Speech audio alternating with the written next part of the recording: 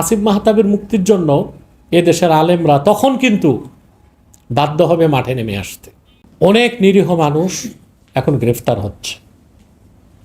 এক কথায় বলা যায় এখন গ্রেফতার বাণিজ্য চলছে, অর্থাৎ যাকে তাকে গ্রেফতার করা হচ্ছে, প্রচুর টাকা পয়সা নিয়ে তাদেরকে মামলা থেকে মুক্তি দেওয়া হচ্ছে।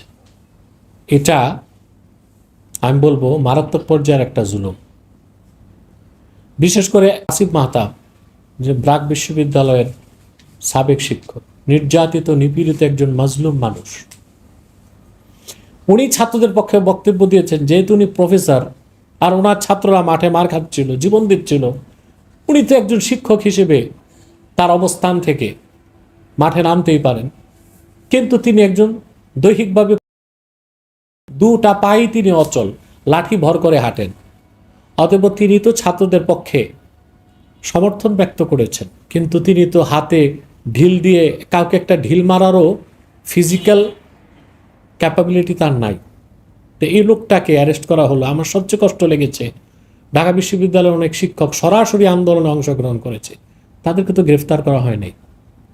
আন্দালিব রহমান পার্থকে গ্রেফতার করা হয়েছে, হাতে হাত করা ছিল না, রশি ছিল না, কিন্তু আসিফ মাহতাবকে তার উপর আক্রোশটা কেন? তাকে হাত করা দিয়ে, রশি দিয়ে চোর ডাকাতকে যেভাবে টেনে নিয়ে যায় এইভাবে টেনে নিয়ে যাওয়া হলো।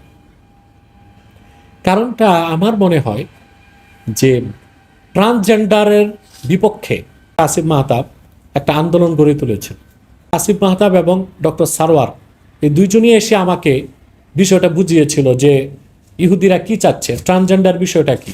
তখনই আমরা ট্রান্সজেন্ডার বা এই যে লিঙ্গ পরিবর্তন, যেটা একটা কুফরি কাজ, হারাম কাজ, অবৈধ কাজ, অশ্লীল কাজ, এটার বিরুদ্ধে 17 পৃষ্ঠার লিখিত ফতোয়াটা আমরা পাবলিশ করেছি আলহামদুলিল্লাহ। এই ক্ষেত্রে আমি বলি যে ট্রান্সজেন্ডার বিরোধী আন্দোলনে, ট্রান্সজেন্ডার বিরোধী আন্দোলনে আসিফ সফল। পাশাপাশি ব্রাক বিশ্ববিদ্যালয় কুখ্যাত ইহুদি জর্জ সরস তার থেকে কোটি কোটি টাকা পেয়েছে বাংলাদেশে ইহুদিদের এজেন্ডা বাস্তবায়ন করার জন্য। এটাকে ফাঁস করে দিয়েছেন আসিফ মাহতাব। সেজন্য আমি মনে করি তার গ্রেফতারের পিছনে, তাকে অত্যাচার নির্যাতনের পিছনে এনজিওদের, বিশেষ করে ব্রাকের হাত থাকতে পারে।